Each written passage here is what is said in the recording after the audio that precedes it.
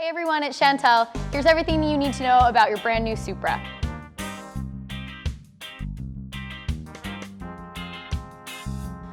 With everything that's going on right now, we aren't really able to do the in-person deliveries for these boats that we like to do. So I wanted to create a video that walks through the newer model Supra and just gives you an idea of the things that we talk about in an in-person on-water delivery. If you're brand new to boating, there are some tips and tricks that I probably would show you on an on-water delivery, but I already have videos in the Boating 101 series that'll walk you through a lot of those things. So check them out if you're interested. This is a 2020 Supra SA 400 that we're about to deliver to a customer, but everything I talk about in this video is going to work across the Supra line with any model that you get. Once we've gotten to the launch ramp, I have made sure, as I was climbing in, I made sure that my transom plug is in. This boat has two plugs, the transom plug and then the T-plug. So now that I'm in the boat, I'm going to check where the T-plug is and make sure that that's inside. There's a little lip on this where you have to slip the lip in and then put it down. Right here is where the battery switch is.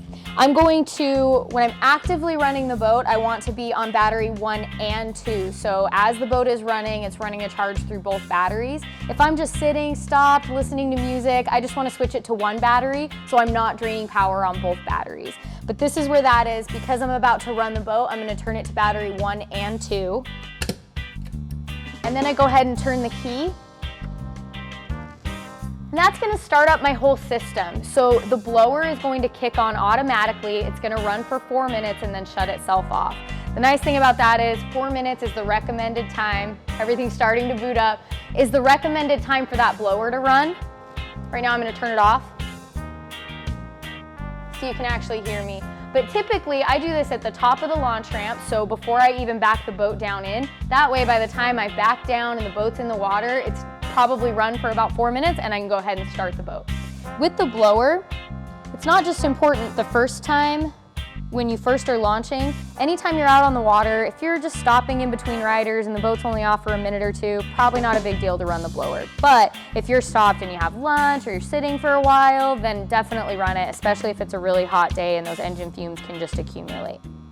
Here's the engine start-stop button. When I'm on the ramp, I back the boat down so the fenders are just barely underwater. That's gonna give you, put the boat in deep enough that you can start the boat and it's gonna pump water through. But when I'm starting the engine, I push and hold that button while the engine turns over, and then once it's started, I let go. Same when I stop it, I don't just quick click it, I push and hold until the engine stops and then I let go. So we started the boat, we're still sitting on the trailer. What I like to do is open up this back engine compartment and take a look.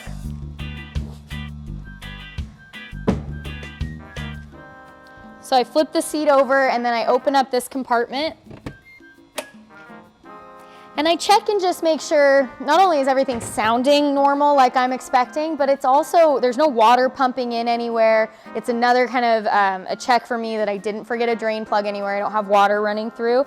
And I can also just make sure everything looks like it should. There's a sea strainer down here that you want to make sure that's clear, it doesn't have any debris inside of it, and that water's actually pumping through it. If it's not, then the water intake is clogged or something and you're not pumping water the way you should. So you can kind of just take a look at that, make sure everything is functioning the way it should. You can also open up the engine compartment this way.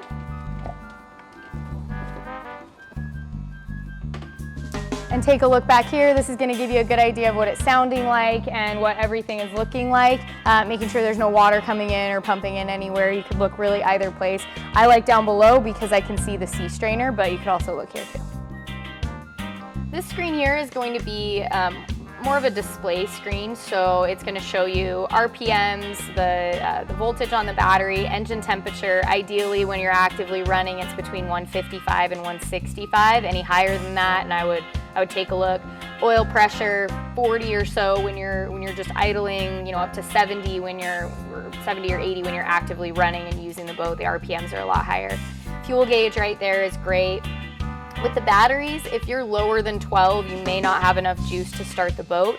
When you're actively running, it's probably going to show closer to 14 volts or so, but 12 is ideal to be able to start the boat. In the center here, right now I'm looking at the auto wake display. It's showing me what my pitch and my roll are, the actual. It's showing me what my ballast are, so right now I'm 0% full, and it's showing that my swell surf system is off. The video screen is going to show you the transom camera. If you ordered the optional tower camera, then you can toggle between the two right there. If you want it to be a wider view of the transom camera, you can push that button and it kind of moves the gauges out and gives you a little bit wider view there. For maps, this one isn't where you can't really zoom or anything. It's purely a display screen. All of the maps are going to be done inside the side screen there. Media, same thing. This is just going to give you a now playing, showing you what source you're on, and then keep your gauges up for you. 0 off cruise control, that's on this side. So you've got your miles per hour here, your water temperature, and your depth would normally show right here if you were actually in the water. And then you've got where your plates are. So if you're using the surf system, one of these plates is going to show as different than 0. And then your smart plate, that's the center one, and you can raise and lower that using the toggle switch on the left-hand side of the steering wheel. For 0 off, right now we're turned on. If I push that, I can turn it off, or I can adjust what my set speed is and then turn it back on. This screen is designed like an accordion style, so if I want my music, I'm just gonna hit that music tab right there, and it's going to bring down the screen. Right now my source is Bluetooth. I can pick whatever stereo source I want right there. Audio settings, this is where I'm going to make some fine-tune adjustments. The auto volume, that's a really cool feature. You can make it be as loud or as not loud as you want, but when the RPMs get higher, so when you put your throttle down, you can have the volume go up a little bit more. So that's where you would adjust that. You can also do some presets inside of your stereo. You can do custom for how much bow speaker, dash speaker, cockpit, tower, and subwoofer you want with any given time. So like for the cruise setting, for instance, it's not going to have as much tower speaker because you don't have a rider back there that you're trying to project sound to. This bar here is really cool. You can touch wherever you want it to be, or you can use the plus and minus to just do little bits at a time, but you can just move it wherever you want, and that's where the volume will go. For Bluetooth here, the Bluetooth settings, this is where I would add a new device. So I'm here and I'm disconnected right now, but if I wanted to add a new one, I'm obviously going to turn it on in my phone into my settings where my Bluetooth devices are, and then it's going to pop up on the screen and make it available for me to connect to. The next screen down here, the little switches, this is going to be where I would access my heater if you ordered one, my seat heater for the driver's seat, my power seat I can raise and lower. This can be a little interesting. Sometimes it takes pushing and holding it for a minute for it to activate and actually do what you want it to do. So push and hold those, and the seat will go where you want it to go. Blower and bilge are going to be down here. It's an auto bilge, but if you have a ton of wet kids climbing in the boat and you know you've got water coming in, you could hit the bilge and it's just automatically going to turn on. For the lights, this is where you're going to turn on any of your courtesy lighting, any of your fun RGB lighting, and for your safety lights, the anchor and the navigation lights. So I would just push that button and it's going to turn them on or off for me. You can turn on everything all at once, and you can turn it off all at once. You can just turn on all of your RGB lighting if you wanted to. You can pick the color that you want all of your RGB lighting to be, and it would turn everything to that. Or you can do each one individually. So if you want your speakers one color and your tower lights another color, you can change them up however you want. The next tab down is the auto wake tab. So this is where we're going to do any kind of rider profiles. This is where we're going to find our ballast. We can adjust our speed here as well. And then we can turn auto wake on and off. So typically, to get a surf wake, what I would do is before I even touch my rider profiles, I'm going to hit fill all down here on my ballast. I'm going to let it fill up to 100%. I'm going to start with a full boat, and then when I go in and I hit my swell surf 1, then it's going to take over. Auto wake is going to see, okay, this is what you're starting with, and it's going to get us to a point that it thinks we need to be at. Once we get up and going, that the wake will be perfect for surfing. Sometimes that means draining some ballast on one side or the other. So if we want to surf on the port side, it may start to try to drain some weight on the starboard side. Sometimes you don't want it to drain any of that weight. So you're looking at the wake, it looks amazing, your rider's back there and they're having a great time. At that point, I might just turn auto wake off. So say auto wake is on right now and it's saying down here, I'm trying to drain some ballast, it's working and it's draining ballast on one side. I would just turn auto wake off, it's basically like hitting pause. So you don't want it to be doing anything. You want the wake to stay exactly like you want it to be. And then if you switch sides or if you change your mind and you want it to start draining, then you could turn it back on and it's gonna do what it was doing. But ideally, if it looks good, the wake looks good, you can see it, everybody's happy, then I would just turn auto wake off for the moment. Down here in the maps, this is where we can make some adjustments, where I can really zoom in and see where I'm boating and I can see more information. There's definitely more details if this is a feature you want to use inside of your owner's manual, so you can dig into those details later on, but this is the screen where you're gonna actually control the maps. For the GoPro, this is where you would connect your device. Again, in the owner's manual, there's gonna be more detailed kind of diving in and being able to get that GoPro connected. And then in your settings here, this is more dealer stuff that we're gonna deal with, but you can dig into that a little bit more, even just sitting in your driveway while you're hanging out in the boat. Putting the tower down to power tower, so it's super easy. There is one thing to note though. You wanna make sure that the screen is turned on when you're putting the tower down, purely because the seat will move itself if the screens are on, but if you have the key turned off and the battery switch on, the seat will stay where it is, which may not be the right position once the tower goes down, and you might have the tower hit the seat and cause a slice in your seat. So keep that in mind as you're putting the tower down. So you see my screens are on. I'm just gonna take the down button, push and hold.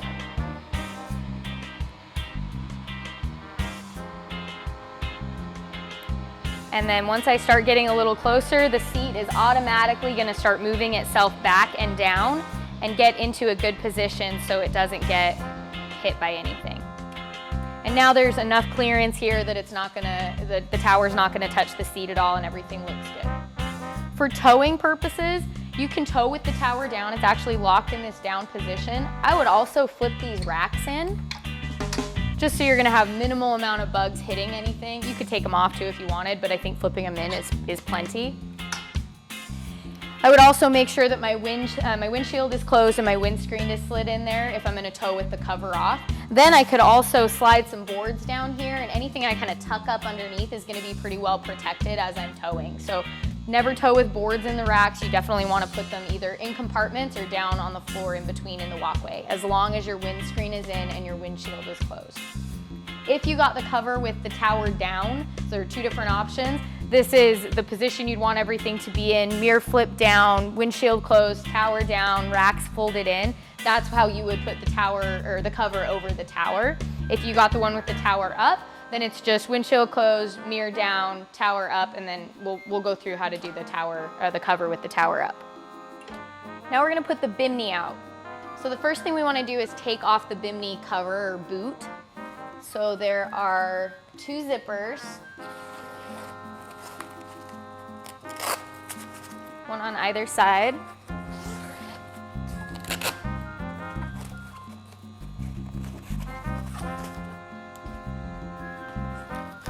And then the Velcro straps that kind of keep it all together. There's another zipper, little one right here behind the speaker, and another one on this side. And the Velcro just basically goes over there to make sure that the zippers aren't gonna come undone. And I'm gonna slide the cover off. And just fold it up and store it somewhere inside the boat. The back part here, this is just gonna slide backwards. There's a small pin that you're gonna pull down to pull it back a little bit. If you have two people, one can do one side and the other person can do the other. I'm just gonna slide it all the way back till I hear it click into place. And to put it away, same thing, I'm just gonna push that pin down and I'm gonna slide it backwards. I'm gonna wrap the corners.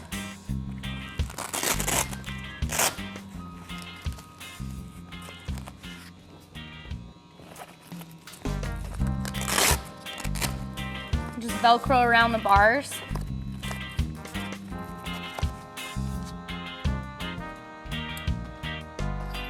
Then up front,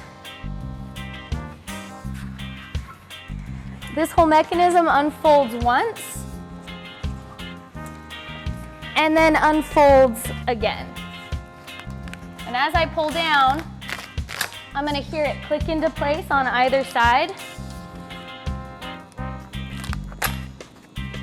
And now it's nice and tight. You have Velcro straps all around.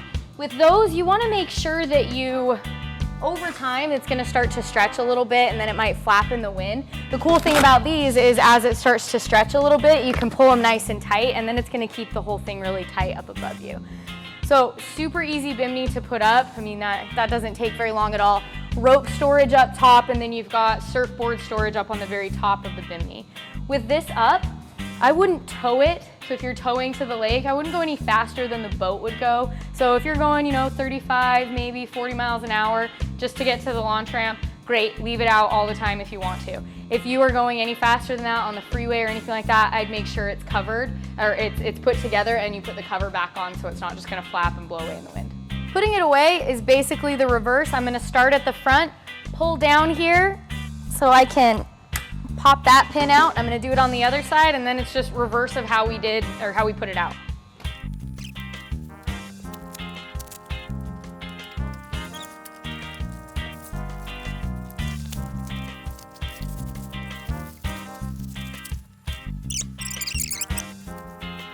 The Velcro piece on the end here makes it easy. It's gonna hold the cover into place while I work on getting this zipper done as well. The Boatmate trailers that we order, we get the ratchet transom straps, which are amazing, but there is a little bit of a trick to getting them to release. So you want to push down on the lever, push it all the way back, and once it's back there, you push that white tab in the back, and then it releases them, and then they ratchet back in. But hold on to that white tab, and that's what makes them release as a ratchet. Then to put them back on, loop it up around, let go of there, and then just ratchet them down. They don't have to be wrenched down there so tight, just enough that there's some tension there. It's not necessarily to hold the boat on the trailer, more to keep it from just bouncing around back here. So just make sure you've got a little bit of tension. With the cover, whether it's a tower up or a tower down cover, I'm gonna start in the bow of the boat. I'm gonna wrap it all around as much as I can the bow of the boat. There's a strap to hook it on the eye just underneath the bow, so it's not gonna be sliding around. Even if there's wind, it's gonna stay put once I put it on the bow. I'm gonna work my way back, wrap it around the tower or up and over the tower if necessary, and then I'm gonna climb out, tighten it all down, and make sure it's good to go.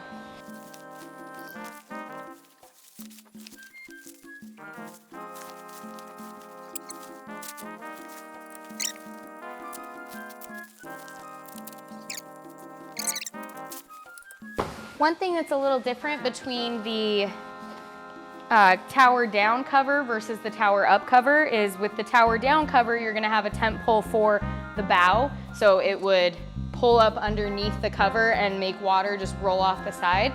And you'd have a tent pole in the back as well. With this tower up cover, I have a loop that I hang over the tower, and then once I get to the back, I can actually pull on a string and it's gonna lift the whole thing up. So there's no need for a tent pole in the back of the cover.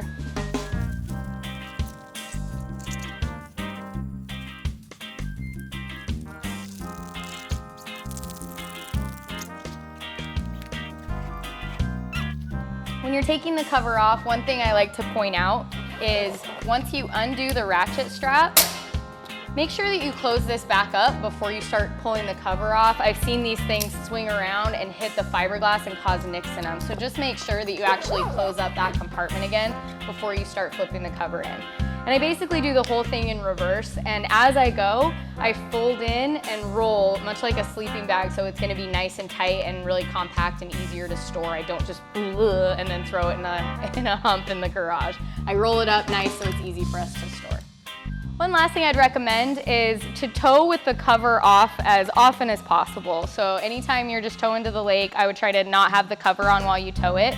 Make sure that all your gear is, is protected. It's either inside compartments or tucked up against that windscreen with the windshield closed. But if you tow with the cover on, it's not necessarily gonna hurt the cover, but with the wind channeling through, it could just rattle and just chafe the side of your gel coat and make it so you have to get a buff and a wax. So I would tow with this off as much as possible. If you do have to tow with the cover on, you could get one of those big Home Depot rolls of plastic wrap and just run it around the gunnels of the boat a couple times and then put the cover on. That's just gonna put a barrier between the cover and the boat. Don't leave the plastic wrap on. If any moisture gets in there, that can also funk up the gel coat. But just for a quick tow, or if you're heading down to a lake that's hours away and you have a bunch of gear in the boat you want to keep protected, I would just do the plastic wrap in between the covers. So that's what you need to know about your Supra. If you have any questions, leave them in the comments and I'll get back to you as soon as I can. If you like this video, hit like, subscribe to my channel if you want to see more stuff like this. We'll see you next time.